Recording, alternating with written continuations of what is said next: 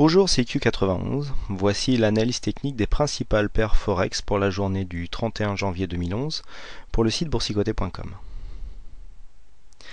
Aujourd'hui sur l'euro-dollar, donc suite à la sortie que nous avions eue la semaine dernière et à la confirmation ici baissière suite aux événements en Égypte, je vous avais indiqué qu'ici il faudrait dépasser les 23,6 pour rentrer officiellement dans une zone de consolidation.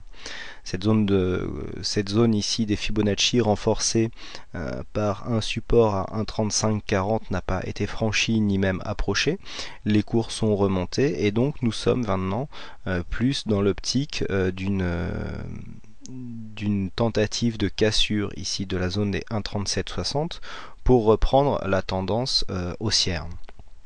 Pour l'instant donc pas de consolidation, vous voyez avant même de venir attaquer, nous sommes rentrés ici en survente relativement marquée, notamment au niveau du stochastique, et le MACD nous a indiqué un bon retournement qui nous a donné ici un bon signal haussier sur laquelle nous avons pris une cinquantaine de pips.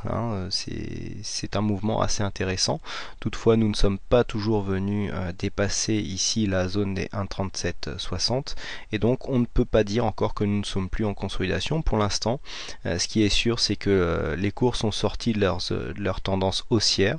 Nous, pour l'instant, tant que nous sommes ici entre 1,3760 et 1,3550, eh bien nous pouvons considérer que nous sommes en zone de stabilisation, donc pas de consolidation parce que cette zone ici n'est pas cassée, mais en stabilisation parce que tant que nous restons sous cette zone, eh bien la tendance ici haussière est interrompue, donc zone d'attente pour l'euro-dollar. Au niveau du câble, nous avons eu une cassure ici de la résistance baissière que je vous indiquais. Ici nous étions montés, nous avions eu un pullback et puis sous l'influence ici de ce Fibo, plus un retournement bien visible ici au niveau du stochastique, un peu moins du MACD car nous manquions d'amplitude, et bien les cours dès l'ouverture d'hier soir en ont profité pour venir casser ici avec force la résistance baissière qui guidait les cours depuis la sortie de tendance qui elle était haussière. Nous étions en trend ici, un mouvement très dynamique, nous étions cassés, nous avions confirmé le support comme résistance en venant longer ici, ensuite nous avions confirmé donc la baisse en venant marquer un nouveau plus bas par rapport au mouvement initial, et puis la résistance s'était installée ici, résistance baissière confirmée par de nombreux points hauts qui étaient assez significative, et puis ici un nouveau point bas qui forme presque un dépôt de tête-épaule mais qui inversé mais qui n'est pas assez franc pour être signalé. Et bien ici nous n'avons pas marqué de nouveau plus bas par rapport à cette zone et donc sous l'impulsion haussière ici nous avons cassé, et en confirmant, donc nous confirmerons la fin de la phase de consolidation en venant casser ici les 1,6060 sur le câble. Au niveau du dollar yen. Dollar yen continue ici après sa fausse sortie à venir s'inscrire en tendance baissière. Par contre la nouveauté c'est que la tendance elle reste baissière puisque après de multiples attaques ici de son support des 82, ici ce support est en phase de cassure. Donc s'il se confirmait, eh bien on pourra avoir une poursuite du mouvement baissier ici vers la zone des 81 voire même plus bas pour faire une tentative de rejoindre ici le bas du trend. Vous voyez le précédent plus bas a été cassé, donc ce qui confirme la tendance haussière malgré ici la tentative cassure de la résistance baissière. Donc pour l'instant mouvement baissier sur le dollar yen. Passons maintenant à l'euro yen.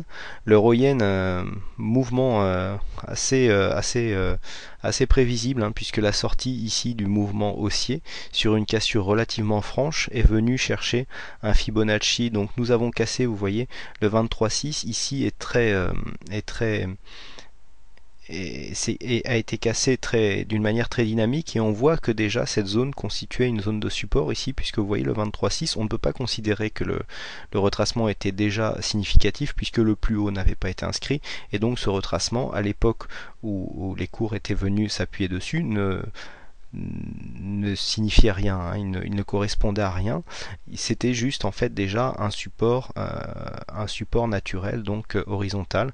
Et bien ici, à la cassure de ce support, on vient confirmer ici en venant tout près du 38.2, on remonte sur le 23.6 et donc la probabilité maintenant, si la règle des Fibonacci est respectée, c'est de venir attaquer ici les 50% pour venir terminer ce mouvement de consolidation et de venir, pourquoi pas, pour confirmer la tendance haussière de fond, marquer une figure de retournement dans la zone qui se situe entre les 50 et 61,8, sachant que nous avons un point haut ici au niveau des 110 qui pourrait marquer donc en fait une ancienne résistance qui deviendrait support et qui pourrait provoquer un retournement à la hausse. Mais bon, pour l'instant on s'avance un petit peu, il faudra attendre. Vous voyez ici on avait un point bas, ici la zone, on casse la dynamique, on vient marquer un nouveau plus bas, donc nous sommes vraiment en zone de consolidation, d'autant plus que nous suivons vraiment bien les Fibos. Vous voyez, on vient ici tester non loin les 38,2 avant de remonter sur le 23,6, donc là il y a de grandes probabilités qu'on vienne tester le 50%. Nous terminons par le dollar australien contre le dollar US. Là pareil, hein, nous avions ici une dynamique baissière marquée par une résistance que nous sommes en train de casser. Donc il faudra confirmer en cassant ici cette résistance donc qui délimite la parité, hein, pour 1. Le précédent test ici, qui était en plus confondu avec la résistance baissière, hein, a échoué. Donc attention, vous voyez, hein, toujours cette formation en trend, hein, il y avait de quoi faire ici sur ce trend, hein, qui est défini ici par les deux lignes grasses. Et bien après un test par le haut, ici nous avions eu un test par le bas, une remontée, et puis nouveau test par le bas dès l'ouverture donc de dimanche, avec ici une tentative de cassure de la résistance baissière, et pourquoi pas une attaque ici du haut du range, pardon, ce n'est pas un trend, c'est un range puisque nous sommes horizontal. Voilà donc ce que l'on peut dire sur l'analyse des principales paires Forex pour donc le 31 janvier 2011. Merci à toutes et à tous pour votre attention. Je suis toujours ouvert pour vos suggestions éventuelles concernant ces analyses. Donc est-ce que vous voulez plus de paires ou est-ce qu'on fait moins de paires et un peu plus de temps sur chaque paire?